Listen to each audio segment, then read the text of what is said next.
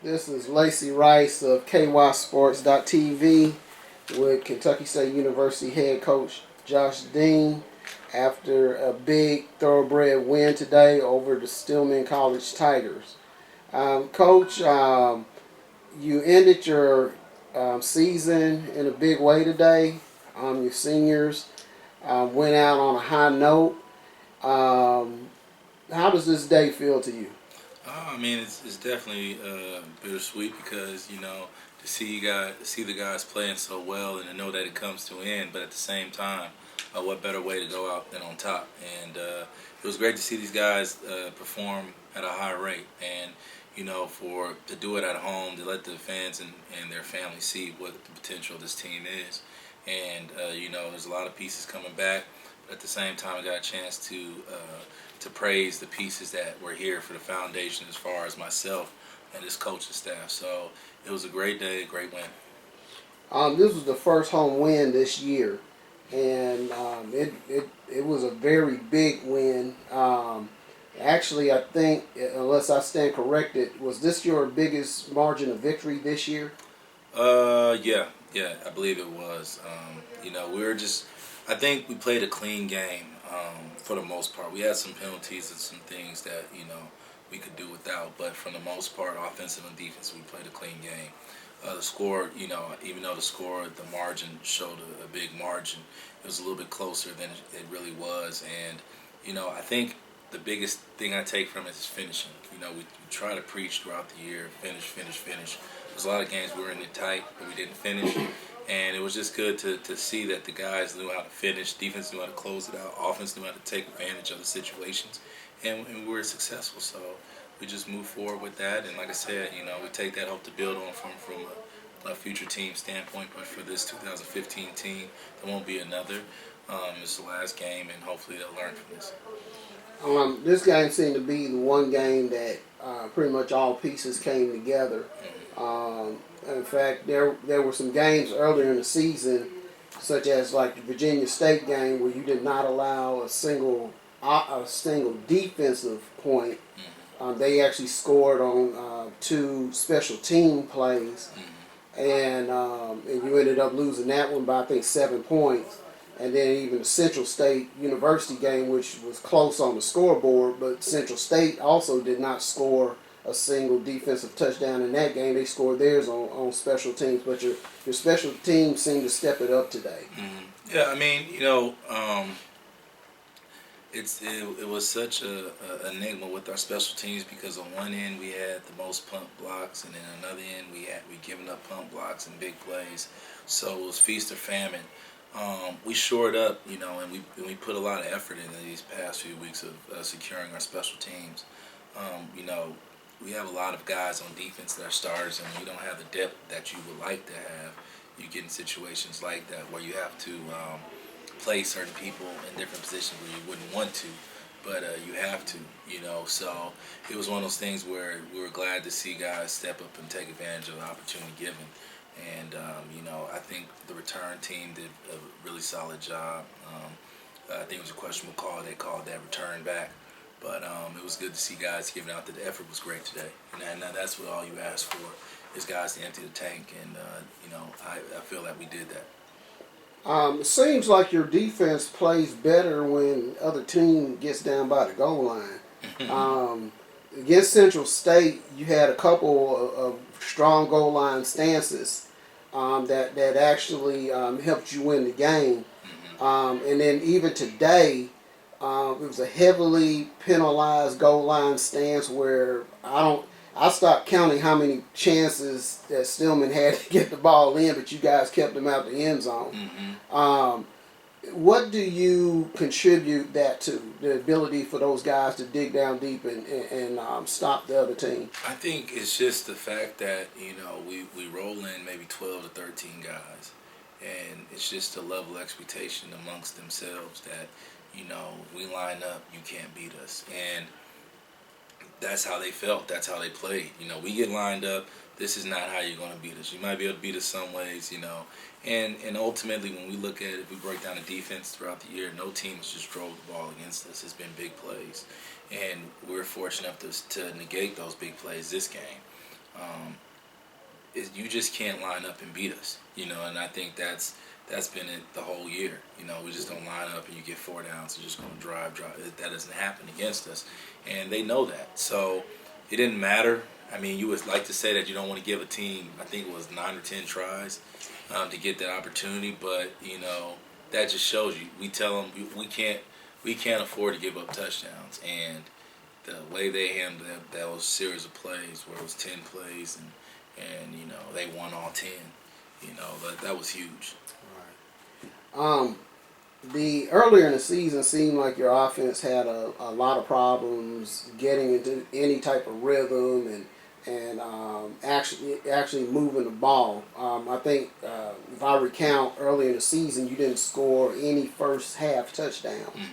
Mm-hmm. The last few games, it seems that your offense have really been getting first half touchdowns and everything else.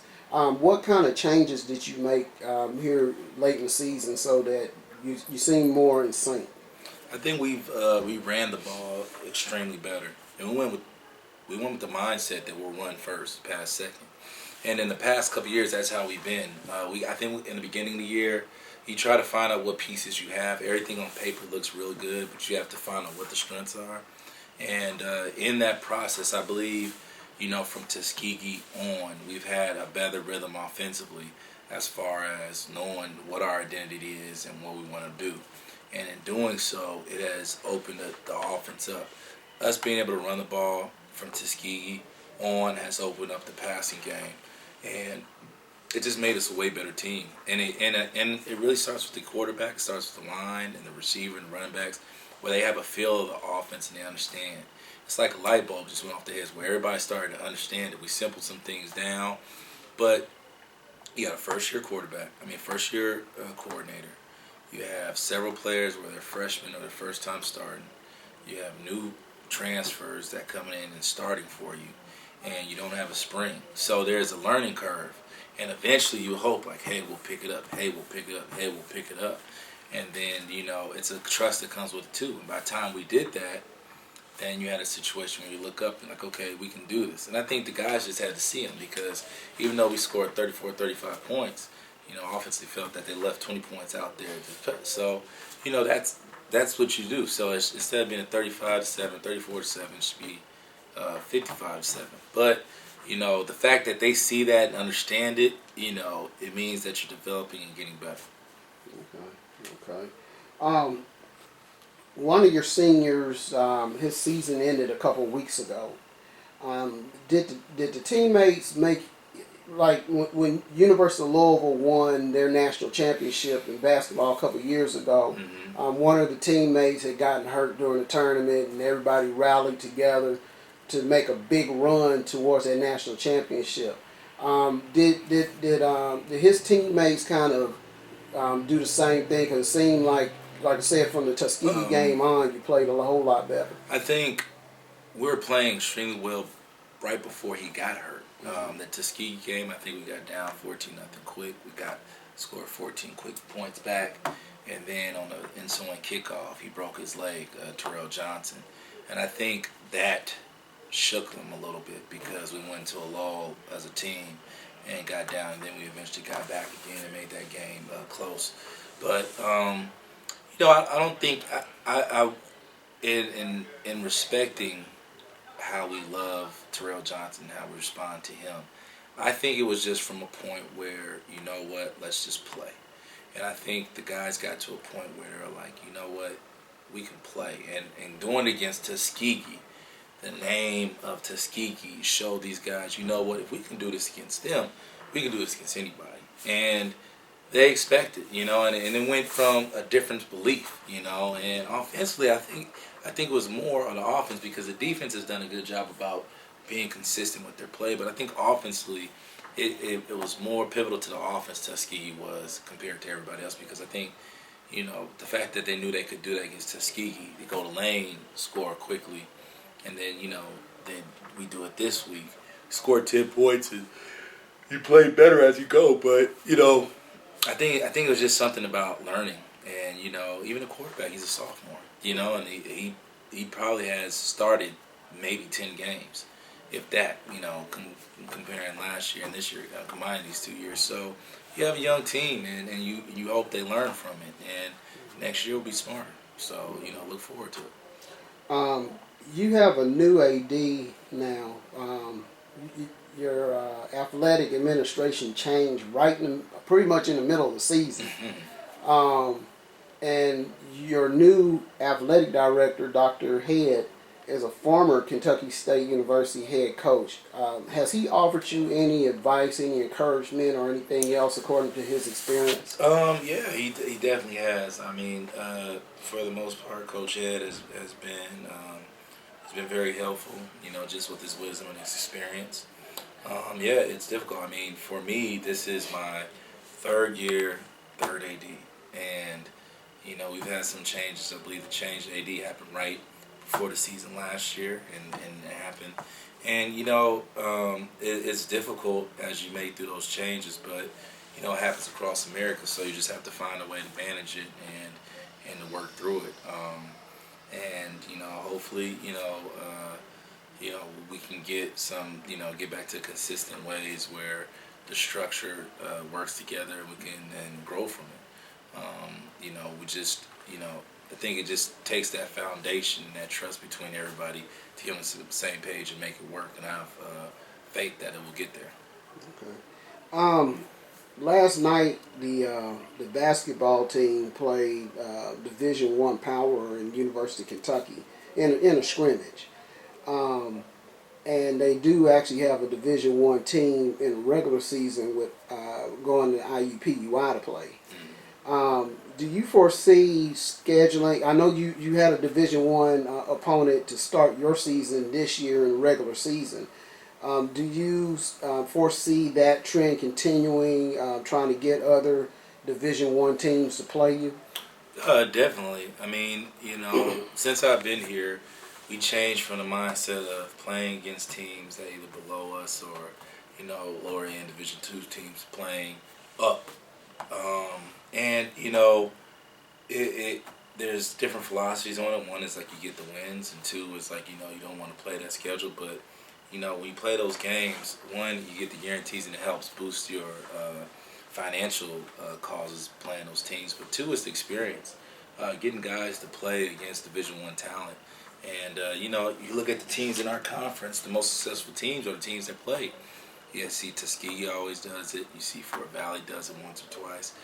Miles always does it. Miles went 0-3, but I mean they're rolling now. So it's just about your philosophy as a coach and what you want. I believe that the best teaching tool is experience.